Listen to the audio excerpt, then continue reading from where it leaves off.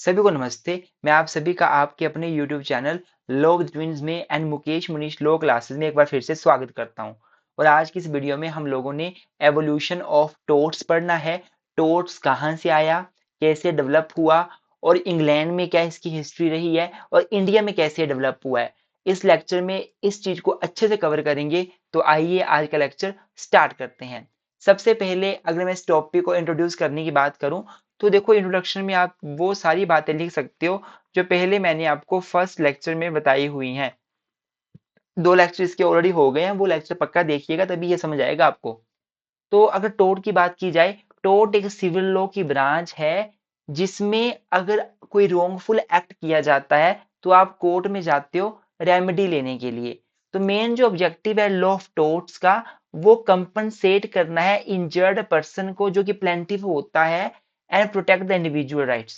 मैंने पहले भी आपको बताया था कि सिविल केस में एक पार्टी जो केस फाइल करती है उसे प्लेंटिफ बोलते हैं और जिसके ऊपर केस फाइल किया जाता है उसे डिफेंडेंट बोलते हैं। तो प्लेंटिफ जो केस फाइल करता है उसका पर्पस क्या होता है लॉ ऑफ टोर्ट में, कि उसे कंपनसेट किया जाए, उसे कंपनसेशन मिले। क्या किससे कंपनसेशन मिले? डिफेंडेंट से, जिसने उसके राइट को वायलेट किया है। तो basically tort is a civil wrong and in case of tort the person against whom the tort is committed he can move to court for getting the compensation from the person who has committed the tort. Now ये टोट की बात की जाए तो टोट जो है basically वो England में स्टार्टिंग में डेवलप हुआ, इंग्लैंड में स्टार्टिंग में ओरिजिन हुआ और बाद में इसको इंडिया में भी इंट्रोड्यूस किया गया जब ब्रिटिशर्स का इंडिया में रूल था। लेकिन ऐसा नहीं है कि टोट केवल इंडिया में ब्रिटिशर्स के टाइम पर ही आया। हाउएवर, टोट ये जो वर्ड है ये बाद में स्टार्ट हुआ, लेकिन इससे पहले भी रॉन्गफुल एक्ट होते थे, इससे पहले भी गलत हुआ करता था। तो हम लोग बेसिकली पढ़ने जाएंगे, अभी हम पढ़ेंगे कि इंग्लैंड में क्या हिस्ट्री रही है और इंडिया में क्या हिस्ट्री रही है इसकी। टोट की डेवलपमेंट की इंग्लैंड में क्या हिस्ट्री है और इंडिया की क्या हिस्ट्री है। सिंपल भाषा में टोट का मतलब होता है सिविल रॉन्ग। रॉन्ग मतलब something which is not separate, which is unlawful. और जब वो सिविल नेचर का होता है, कुछ रॉन्गफुल एक्ट होता है सिविल नेचर का, तो उसे टोट बोल देते हैं। इसकी हिस्ट्री इंग्लैंड में भी अपने आप में काफी लंबी हिस्ट्री रही है और इंडिया में भी।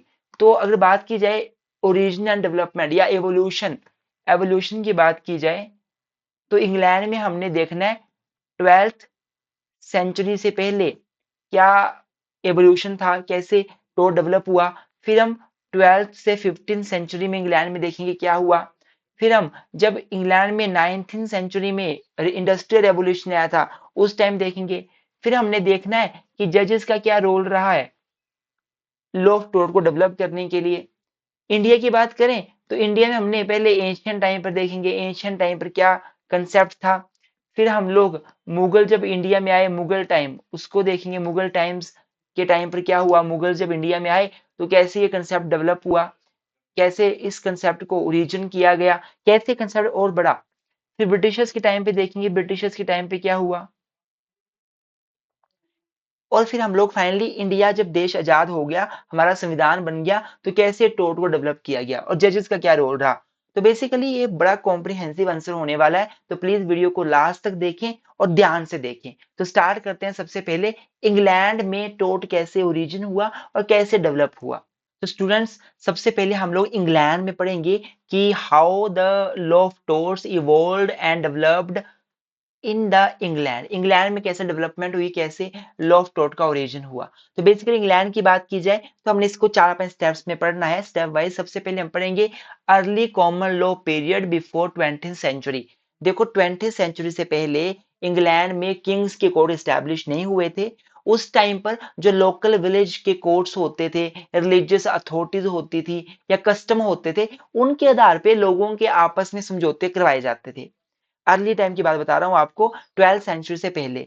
उस टाइम पर कोई कंपनसेशन भी देना पर्पज नहीं होता था किसी प्रकार से। जो रॉन्गफुल एक्ट जिसके साथ हुआ उसको, बेसिकली जिसने रॉन्गफुल एक्ट किया है और जिसके साथ रॉन्गफुल एक्ट हुआ है उनके बीच समझौता कराया जाता था पहले। यहाँ लिखा हुआ है in ancient England there was no separate law of torts, कोई सेपरेट लॉ नहीं था, कोई सेपरेट कानून नहीं था टोर्ट्स को लेकर। अगर कोई पर्सन किसी को इंजरी कर देता था तो डिस्प्यूट को सेटल किया जाता था कस्टम के माध्यम से, लोकल विलेज कोर्ट्स के माध्यम से, रिलीजियस अथॉरिटीज के माध्यम से। Purpose was to restore peace rather than to award legal compensation। दो लोगों, एक व्यक्ति ने किसी के साथ गलत किया तो उनके बीच समझौता करवाना, उनके बीच पीस रिस्टोर करना मेन पर्पस होता था अर्ली टाइम पर, ना कि जिसके साथ गलत हुआ है उसको कंपनसेशन दिया जाए, ऐसा कोई पर्पस होता था। जैसे फॉर एग्जाम्पल अर्ली टाइम पर मान लीजिए एक ए है वो बी के जानवर को नुकसान पहुंचा देता है, तो दोनों के बीच जो विलेज के एल्डर्स लोग होते थे, बड़े बड़े लोग होते थे, विलेज के लंबरदार होते थे, वो मिलके लोकल कस्टम के हिसाब से उनके बीच डिस्प्यूट को सॉल्व करने की कोशिश करते थे। तो ये अर्ली टाइम है। अर्ली का मतलब ये हुआ ये वो टाइम है जो 20th सेंचुरी से पहले का है, 20th सेंचुरी से पहले का है। लेकिन 20th सेंचुरी के बाद लगातार डेवलपमेंट होने लगी। अब 12 से 15 सेंचुरी के बीच सिस्टम डेवलप शुरू हो गया, रिट सिस्टम का कंसेप्ट शुरू हो गया। देखो हुआ क्या बेसिकली, एंशिएंट टाइम जो हमने अभी पढ़ा 12 सेंचुरी से पहले, उस टाइम पर किंग के कोर्ट नहीं हुआ करते थे। लेकिन 12 सेंचुरी के दौरान किंग्स कोर्ट इंग्लैंड में स्टैब्लिश होने लगे। जैसे किंग्स कोर्ट स्टैब्लिश होने लगे वैसे ही रिट का कंसेप्ट आया। और रिट का मतलब क्या होता है? रिट का मतलब होता है order of the court, order of the king. तो बेसिकली अब जैसे ही किंग के कोर्ट स्टैब्लिश हुए तो जिसके साथ गलत होता था, जिसके साथ टोर्ट कमिट होता था, वो कोर्ट में जाके कोर्ट को रिट इशू करने के लिए बोलता था कि प्लीज आप रिट इशू करके मुझे रिलीफ दीजिए, मुझे रेमेडी दीजिए। A person could approach the king's court only by obtaining writ, a written order issued by the king। तो बेसिकली अगर आपने कोर्ट में जाना होता था तो आपको कोर्ट से रिट लेनी पड़ती थी। कोर्ट रिट इशू करता था, जैसे रिट ऑफ ट्रेसपास जो किसी को रोकने के लिए होगी कि तुम कहीं ट्रेसपास नहीं करोगे किसी लैंड में, रिट ऑफ नुइसेंस जो किसी को नुइसेंस करने से रोकने के लिए होगी। तो सेकंड स्टेप जो था डेवलपमेंट ऑफ दिस सिस्टम का, लॉ ऑफ टोर्ट्स के डेवलपमेंट का, वो था development through the writ system. 12 से लेकर 15 सेंचुरी के बीच ये सिस्टम डेवलप हुआ, जिसमें किंग्स के कोर्ट जब स्टैब्लिश किए गए तभी उसी टाइम पे इसको ज्यादा डेवलप किया गया। Different writs were available for different wrongs, like some important writs were trespass on the case, detenue, leaving, nuisance. All these writs were available that you can go and you can you can go and approach the court, and court will issue all these writs if there is wrong or there is tort against any person। ये हमारा 12 से 15 century के दौरान का time period था। Example के रूप में if A enters B's land without permission we could file the action under the writ of trespass. और कोई व्यक्ति किसी की लैंड में घुसता था बिना परमिशन के तो वो कोर्ट में जाके रिट ऑफ ट्रेसपास के तहत एक्शन ले लेता था। तो बेसिकली फर्स्ट स्टेज में किंग्स कोर्ट नहीं थे तो local custom, local people, local courts को ज्यादा महत्व दिया जाता था। सेकंड स्टेज में 12 से 15 सेंचुरी के बीच किंग्स के कोर्ट स्टैब्लिश हुए तो ये जो सिस्टम था ये डेवलप होने लगा थ्रू द रिट, रिट के माध्यम से। और रिट के माध्यम से लोगों ने अपने राइट्स को सिक्योर करने के लिए कोर्ट को अप्रोच किया।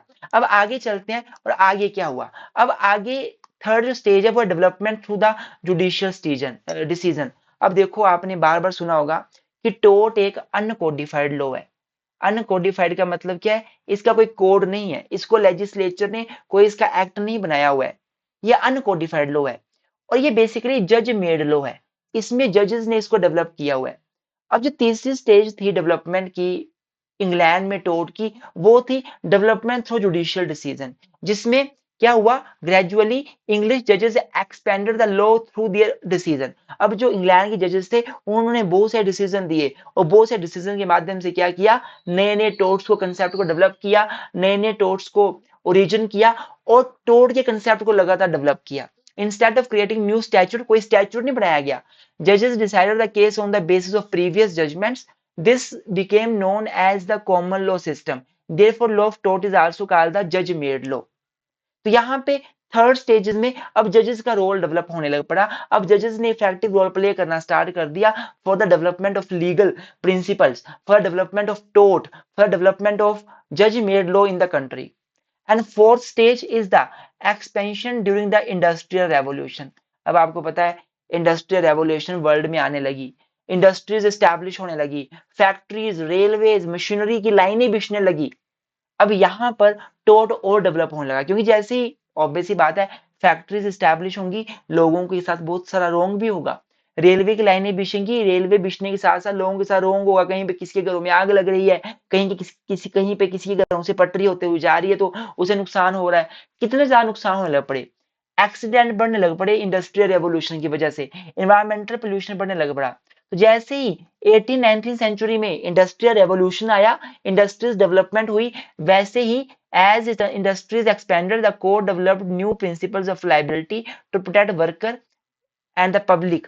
Example, a factory emits smoke that damages neighboring house, the owner may be liable for the nuisance. So basically अब जैसे इंडस्ट्रीज डेवलप हुई वैसे बहुत से टोट्स और डेवलप होने लगे।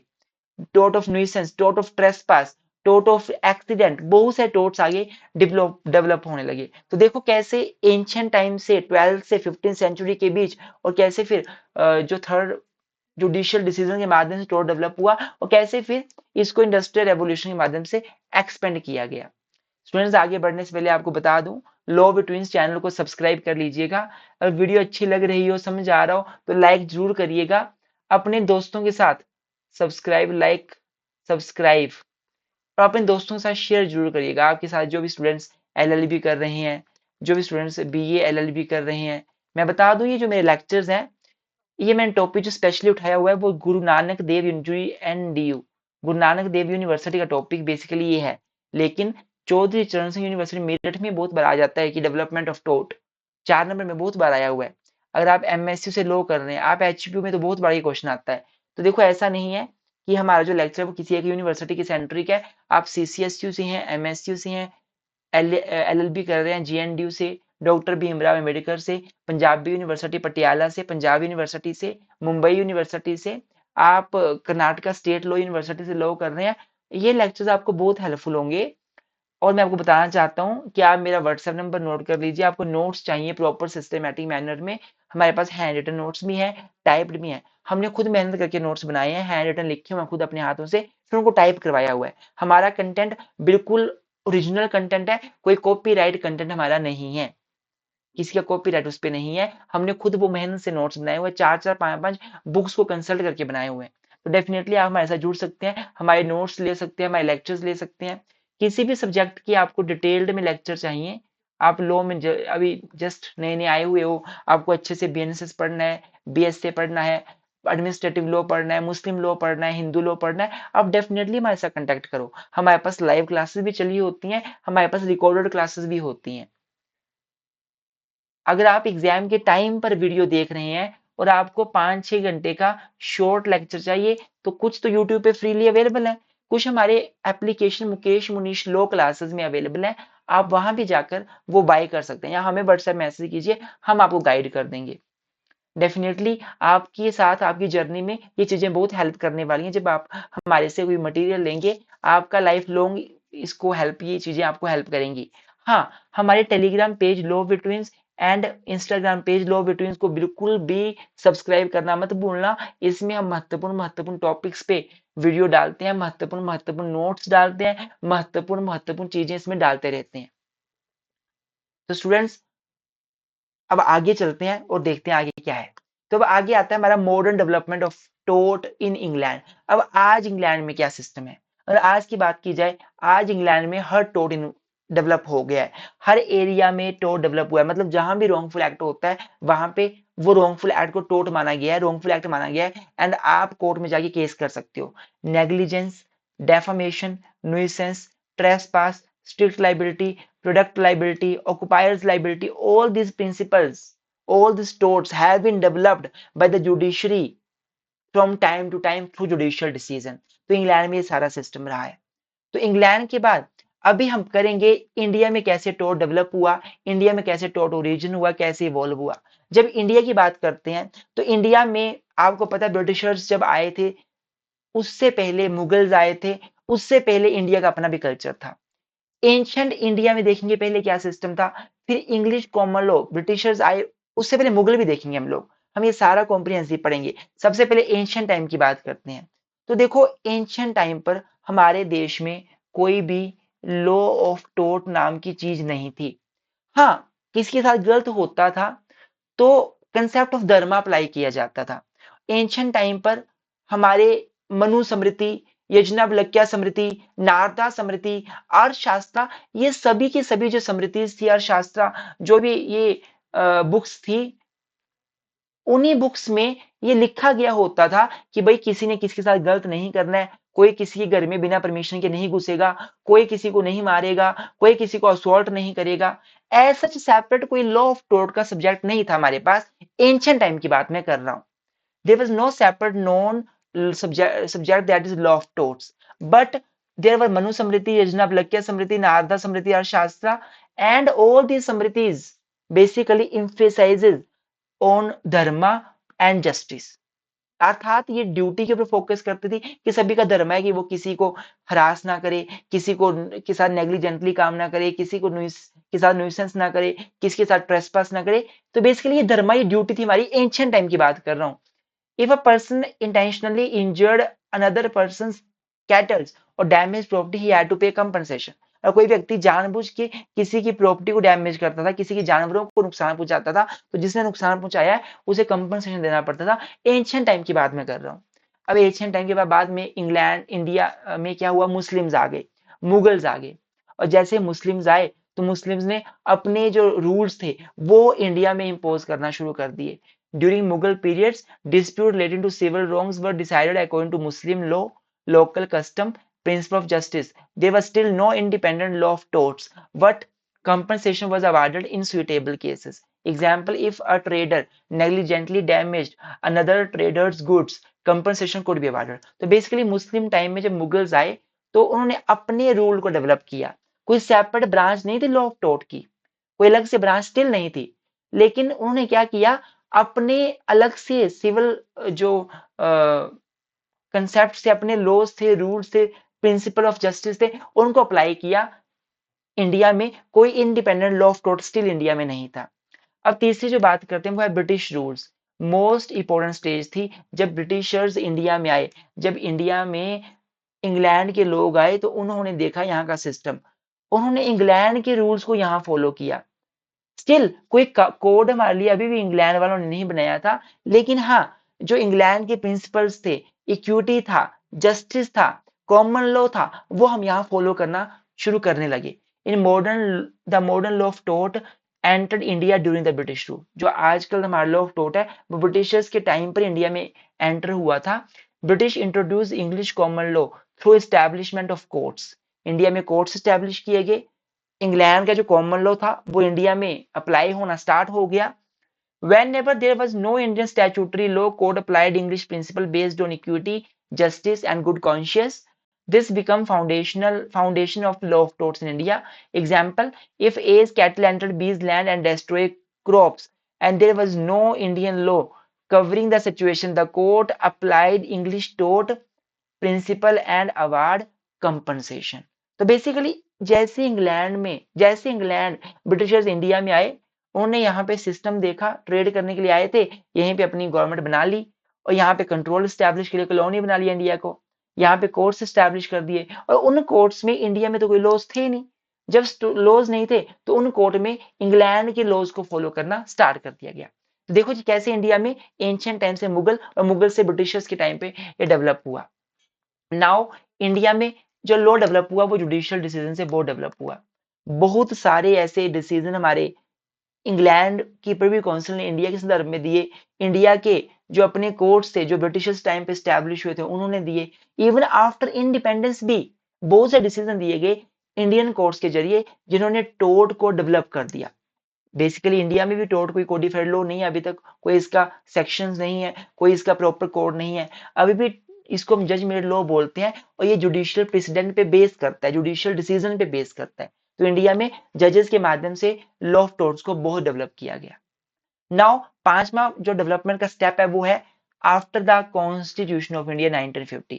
आपको पता है 26 नवंबर 1949 को हमारा संविधान जो है वो बन के रेडी हो गया। 26 जनवरी 1950 को ये लागू हो गया।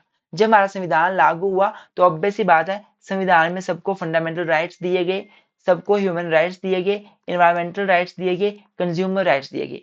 और इन सभी राइट्स को प्रोटेक्ट करना हमारे ऑनरेबल सुप्रीम कोर्ट की ड्यूटी है, हाई कोर्ट की ड्यूटी है। तो कहीं ना कहीं जैसे हमारा संविधान बना, उसके बाद concept of constitutional tort develop होने लगा। अर्थात अगर आप कोई भी ऐसा गलत काम करोगे जिससे किसी के कॉन्स्टिट्यूशनल राइट्स वायलेट होंगे, तो माना जाएगा कि आपने उसके साथ कॉन्स्टिट्यूशनल टोट कर दिया। इस तरह से इंडिया में लगातार टोट का कंसेप्ट डेवलप होता रहा और कॉन्स्टिट्यूशनल टोट का कंसेप्ट भी डेवलप हुआ, जिसमें ये बोला गया कि भाई किसने किसके साथ गलत नहीं करना है। अगर गलत करोगे और उसके फंडामेंटल राइट के अगेंस्ट होगा, राइट टू लाइफ के अगेंस्ट होगा, राइट टू लिबर्टी के अगेंस्ट होगा, तो कहीं ना कहीं वो टोट माना जाएगा, कॉन्स्टिट्यूशनल टोट। और व्यक्ति कोर्ट में जाके कोर्ट से कंपनसेशन भी ले सकता है उस व्यक्ति से जो व्यक्ति आपके साथ गलत कर रहा है, कॉन्स्टिट्यूशनल टोट कर रहा है। एग्जाम्पल के रूप में, if an innocent person is illegally detained by police, the court में award compensation for violation of article 21। अगर किसी भी इनोसेंट व्यक्ति को पुलिस ने गलत तरीके से डिटेन किया तो डेफिनेटली वो कोर्ट में जाएगा और कोर्ट उसको कंपनसेशन देगा। तो अब आगे चलते हैं। अब आगे आता है हमारा modern development of law of tort in India. अब इंडिया में आज के टाइम पे कैसे लॉ ऑफ टोर्ट डेवलप हुआ है, तो आज के टाइम पे इंडिया में आपको पता है मोटर व्हीकल एक्ट आ गया, जिसमें जो भी मोटर एक्सीडेंट क्लेम्स होते हैं वो लॉ ऑफ टोर्ट्स की कैटेगरी में माने जाते हैं। टोर्ट रॉन्गफुल एक्ट माना जाता है ये। और जो व्यक्ति एक्सीडेंट करता है, वो व्यक्ति दूसरे व्यक्ति को जिसका एक्सीडेंट हुआ है उसे कंपनसेशन देता है। मेडिकल नेग्लिजेंस का कंसेप्ट इंडिया में डेवलप हो गया है।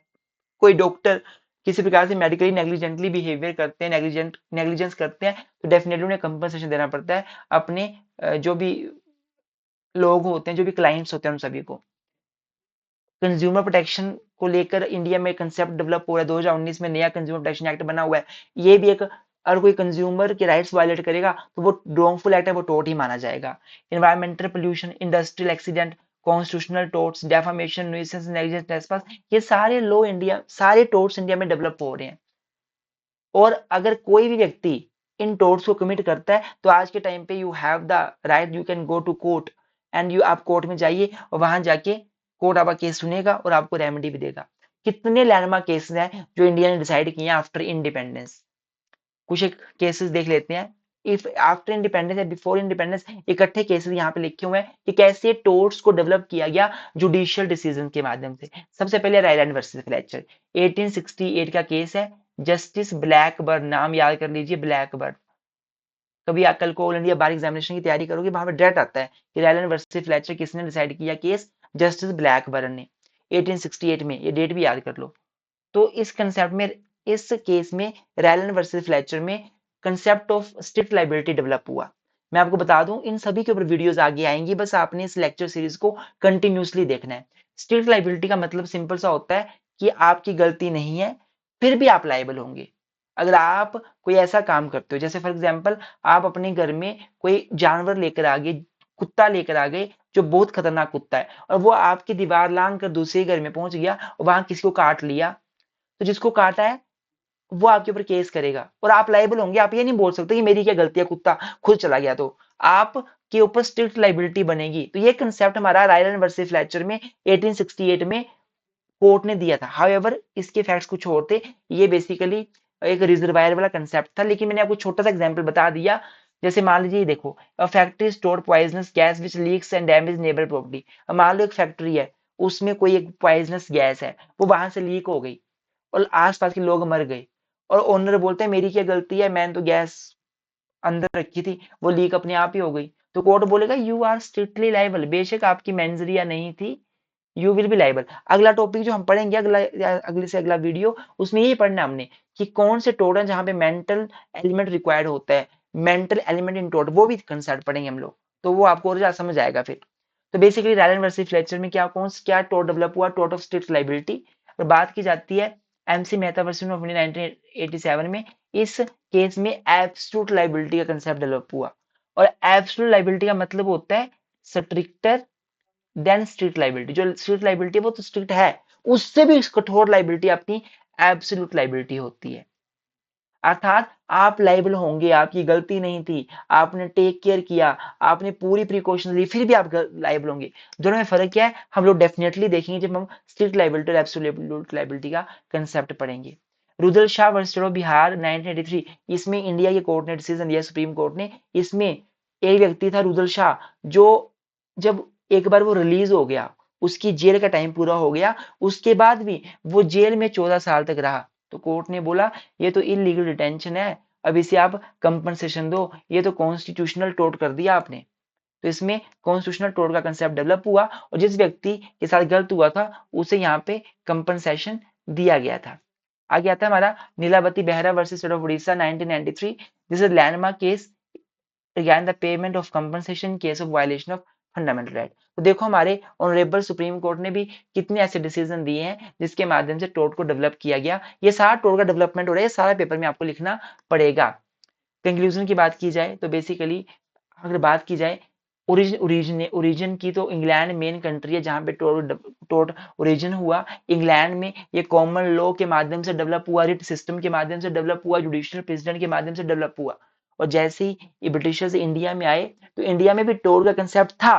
टोट वर्ड यूज नहीं होता था इंडिया में, लेकिन हाँ हमारे जो रिलीजियस बुक्स थी, मनुस्मृति थी, हमारी नारदा स्मृति थी, यज्ञवल्क्य स्मृति थी, इन सभी में ये बोला गया था कि सभी का धर्म है, सभी की ड्यूटी है कि आपने किसी को हरास नहीं करना है, किसी के साथ गलत नहीं करना है, और अगर आप करोगे तो ये टोट माना जाएगा।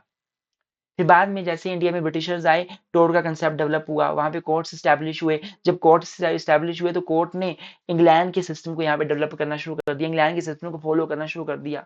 स्टिल आज भी इंडिया में कोडिफाइड लॉ नहीं है, पर जुडिशियल डिसीजन पे हम लोग इसको अभी भी मानते हैं कि इंडिया में है।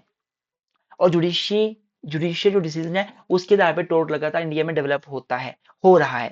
तो स्टूडेंट्स आज के लेक्चर में इतने, थैंक यू सो मच। आप प्लीज वीडियो को लाइक करके जाएं, ऐसे ना जाएं। चैनल को सब्सक्राइब कर दें, अपने दोस्तों के साथ जरूर शेयर करें। आपको किसी भी लॉ सब्जेक्ट के एलएलबी कर रहे हैं, बीए एलएलबी कर रहे हैं, नोट्स चाहिए, लेक्चर्स चाहिए, अच्छे से पढ़ना है, ऑल इंडिया बार एग्जामिनेशन की तैयारी कर रहे हैं, ऑल इंडिया बार एग्जामिनेशन की तैयारी, इसका आपको कोर्स चाहिए। आप एलएलएम की एंट्रेंस की तैयारी कर रहे हैं, इसका आपको कोर्स चाहिए।